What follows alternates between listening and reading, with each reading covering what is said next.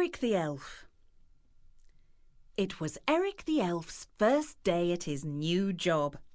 He was very proud to be one of Santa's helpers.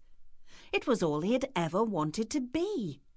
Ever since he was a little elf, he had looked forward to working in the big Lapland Fun Factory, just like his father, Edward the Elf, and his grandfather, Egbert the Elf. Eric was so excited, he just couldn't stop laughing and giggling to himself. Hee! I'm going to see Santa! Ha ha ha! I'm going to see Santa! He chuckled. The other elves kept looking at him and wondering why he was laughing so much. And that made him laugh even more. The chief elf was trying to explain to all the new helpers what jobs they had to do. Right, Elliot. You will be in charge of packing all the presents, beginning with A, B and C. For example, letters from children asking for things like archery sets, banjos and computers will come to your counter. You will go to the shelves and get the right present, pack it and label it so it will go to the right child. Do you all understand that? All the elves nodded or said yes, except Eric, who was too busy standing on tiptoe and looking round for Santa. The chief carried on. Elton, you will do the same for presents beginning with D, E and F. Then he heard Eric. He boomed out, Eric, will you please stop laughing? I can't hear myself speaking. But Eric couldn't stop himself. After a few seconds, he started again. I'm Santa's helper! I'm going to see Santa! The chief elf got very angry. Eric, go to the quiet room now. I'll deal with you later. Eric should have been upset that his new boss had shouted at him, but he couldn't help skipping all the way to the big padded door and into the elves' restroom. He tried to read some comics, but he could not concentrate because he was so excited.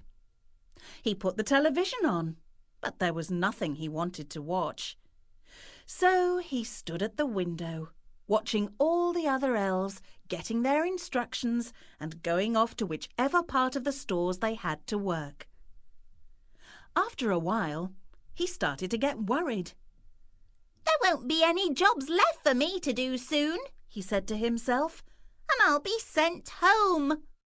This thought at last made him stop laughing, and by the time the chief elf came into the room, Eric was sitting quietly in a chair. So, Eric, said the chief, do you want to work here, or shall I send you home? Oh, please don't send me home. I'm sorry for being noisy. I was just so excited about working with Santa. I'll work very hard if you let me stay. All right, I'll give you one more chance. But you are going to be the busiest elf here because I'm putting you in charge of Santa's special presents. Oh, goody, goody, said Eric, cheering up. But what are the special presents? Santa gives an extra gift to really good boys and girls, and the present must begin with the same letter as the child's name. So you will have to run to all the shelves in the store from A to Z.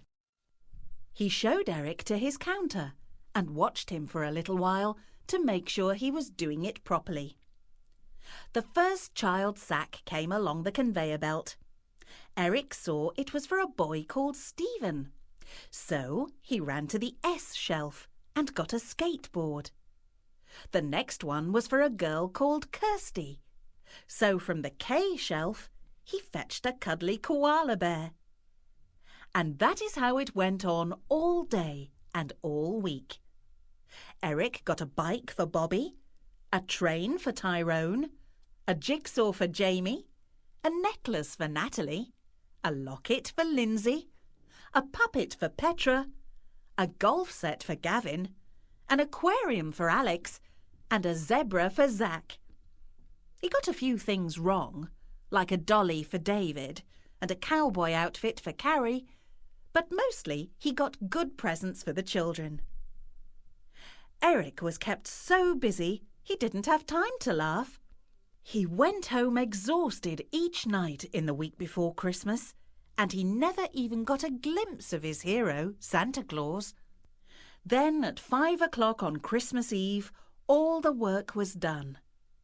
Santa's sleigh was loaded up with sacks of presents for all the boys and girls in the world. The chief elf called a meeting of the elves to congratulate them on their hard work. Eric was so exhausted that he fell asleep while the chief was talking.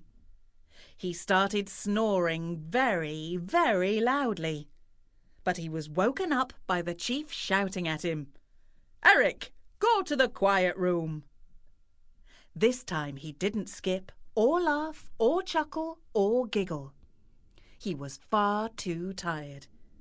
He hardly had the energy to push open the large padded door. But what a surprise when he went in the room. Sitting there, in the biggest, comfiest chair, was Santa Claus, with his long white beard and rosy red cheeks. Eric's face lit up with the biggest grin to see Santa smiling back at him. "Eric," said Santa, "the chief tells me that you are the hardest working elf he has ever known. And I need a hard worker to help me deliver the presents tonight. Will you help me, please?" Suddenly, Eric was no longer tired. "Oh, yes, please. Thank you, hooray!" he shouted, then said, "Oops, sorry, I forgot this was the quiet room." Santa laughed. So that night, Eric flew all round the world with Santa, delivering special presents to good boys and girls. And as the sleigh jingled through the sky, this sound could be heard above the rooftops. Hee hee hee! Ha ha ha! Ho, ho, ho!